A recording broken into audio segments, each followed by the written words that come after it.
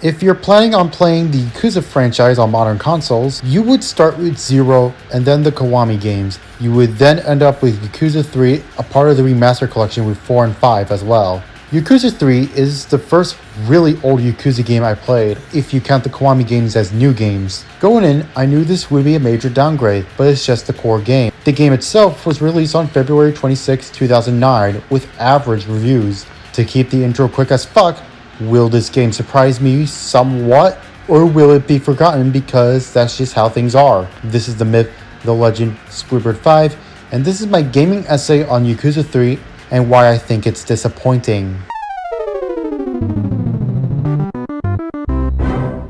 Let's start with the narrative, as it usually would make a Yakuza game, and this would be up to standard. What I mean is that it's about death, money, and land.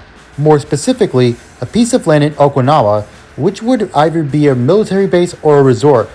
And the funny thing about this is that Kirui and Haruka are on that land since they're taking care of the orphans, which is a new idea in this Yakuza world. The narrative itself is what you expect from a Yakuza game, with good character development from old characters such as Makoto Date, Kirui Kazame, and Goro Majime, but also new characters such as this dude, and the orphans. A reason I think it wasn't that effective for some is that early on in the game, also in Chapter 10, you have long segments in Okinawa in which you take care of the orphans and teach them important life lessons, along with doing mundane stuff including golfing. I do understand their purpose as it helps build the world and characters around it, so we can get attached to them when it matters more. But the core gameplay is very bare until you return to Kamurocho. The writing itself is still up to standard and the characters are still themselves. I probably already mentioned this at this point. I'm glad that the narrative feels Yakuza even if it's from 2009 and blends together with the newer games that came before the events of this game. Let's discuss gameplay. If you have ever played a Yakuza game, you would know that it's a beat 'em up open world adventure game. Here, it's pretty much the same thing but with significant changes.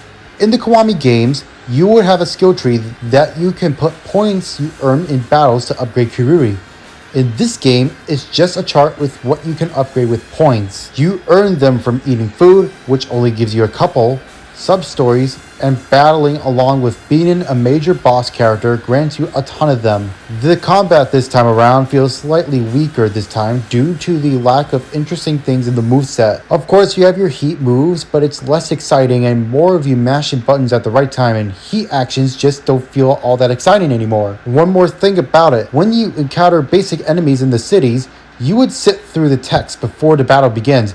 This is completely unnecessary and just makes it longer for you to fight. But if I'm supposed to say something positive about the combat, it would be these new Hitman missions in which you go through these locations and take these guys down for money, and they're like these little mini bosses which are pretty cool and neat. Just only wish they give you more points for beating them, since I feel these bosses and you should be given a decent reward for beating them. As for the open worlds you'll be exploring, you have the same old Kamurocho, which is just the same shit as the last game, but with the new sub-stories and other shit, and new to this game is Okinawa, which is a breath of fresh air for the series, since it's not often we get to explore new areas of Japan. It has a little city and the beach, which houses the orphanage. Each area will be filled with stuff to do and sub-stories to do, and the game has a lot of them, but they feel much weaker than what I have mentioned before. Several are just there, or they can take up several chapters to beat them, which is just plain awful. And of course, there's golfing and other small things you could do here, but I haven't really done them. Overall, the gameplay is a major downgrade, but I think it's because this was originally a PlayStation 3 game, and they didn't rebuild the game from the ground up and just port it over to PS4.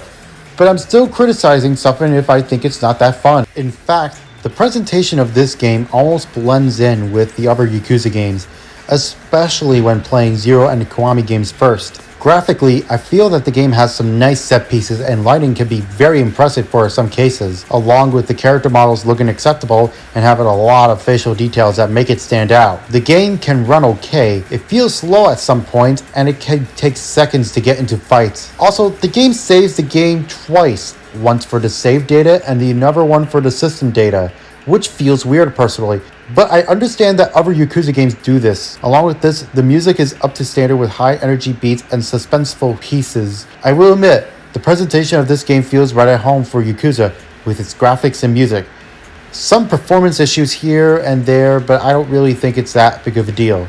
Yakuza 3 is pretty disappointing, even knowing that the game came out for the PlayStation 3 and knowing it would be a major downgrade. While the story is typical and has some great character development, the way it's presented may turn off some people as it clogged up the first few hours. Although the gameplay keeps its core ideas, it doesn't add anything worthwhile and it feels very awkward. And the presentation looks well done. But from what I've played from the Zero and Kiwami games, I definitely noticed a downgrade. Maybe in Yakuza 4 and 5 it improves on these details. For now, I'll give this game a 7.4 out of 10. Not bad, but could have been much better executed. And that's the review.